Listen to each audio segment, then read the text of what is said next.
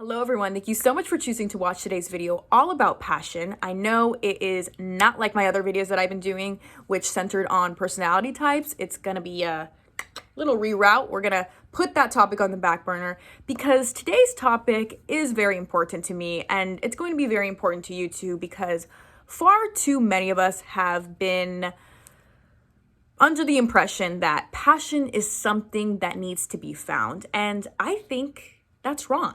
I don't think that's true at all. I think if you need to find passion, it's not going to be the thing that you're actually passionate about once you find this thing. I think passion is something that is already right in front of your face, something that is within you and therefore cannot be found because you already know what it is, you already embody it, but for some reason you are choosing not to accept it and you are choosing not to fulfill it. Okay? So let's get into why this is, but before we do, we need to take a little trip down memory lane. All right, so let's go back and let's revisit our childhood for a sec, because knowing our childhood and what it meant to be a child is going to really open up your mind to thinking of passion in a new way, a more resourceful way, okay? So when you think of your childhood, what do you think of? You think of games, right? You think of tag, I think of tag, hide and go seek, all of these things. Now, what made you want to do those things? Really think to yourself, why did I want to play tag? Why did I want to play hide and go seek? Why did I want to take leaves, put grass in them, put twigs in them, roll them up, and make leaf tacos for an hour? Did anyone else do it? Because I did. Why did I want to do these things? Well, it's not necessarily that you were passionate about doing these things, but you were curious. That is what drove a lot of your behaviors as a child, curiosity. You were like a sponge absorbing everything because childhood was a phase in our life where we knew the least about life, yet ironically enough, we accomplished the most because when you're a child, you don't think twice about a lot of things. You're very impulsive. So if you see a ball and you think, this looks like it tastes good, I want to put it in my mouth. You're going to put it in your mouth without much thought to it. And it makes us very in the moment type of people.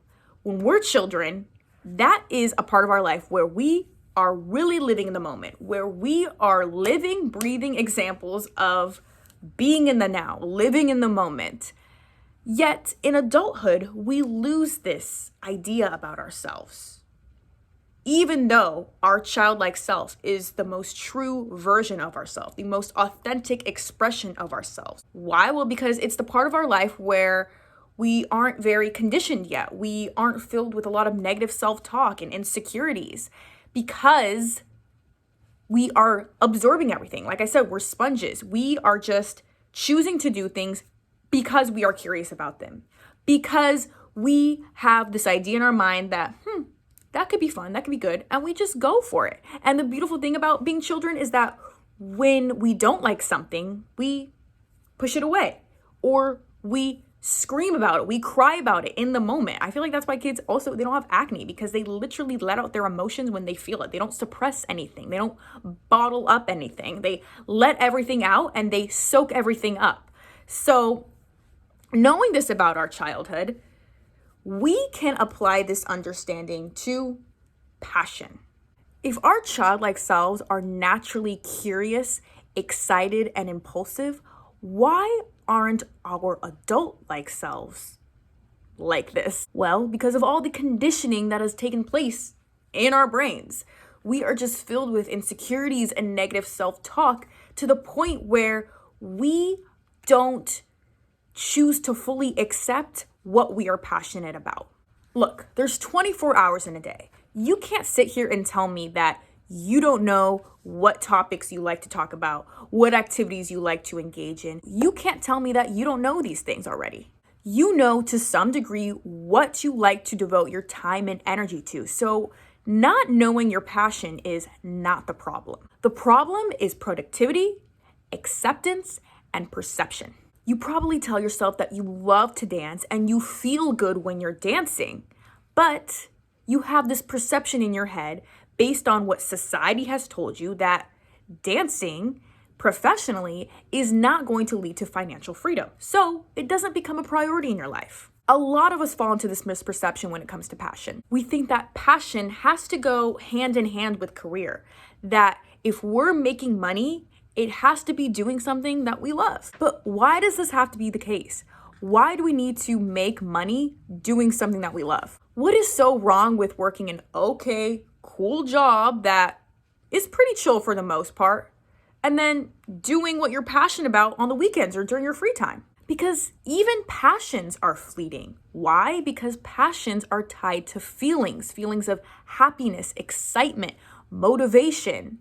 And as we know, feelings are fleeting. There's no such thing as some passionate activity that you'll never get tired of, never get sick of. That's just part of life. It is what it is. So the root of this issue really is expectations, which is tied to perception. Expectations of how our job should be and what our job should do for us, causing us to have an unresourceful perception of reality. So once again, you don't need to find your passion. It's already within you.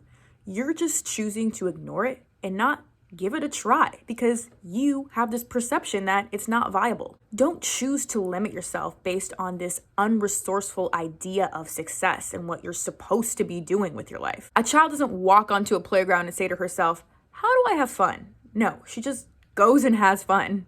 If you have to look for what you enjoy in life, you're not going to enjoy anything. And the real truth is, you already enjoy something. You already enjoy many things. You're just choosing to ignore them.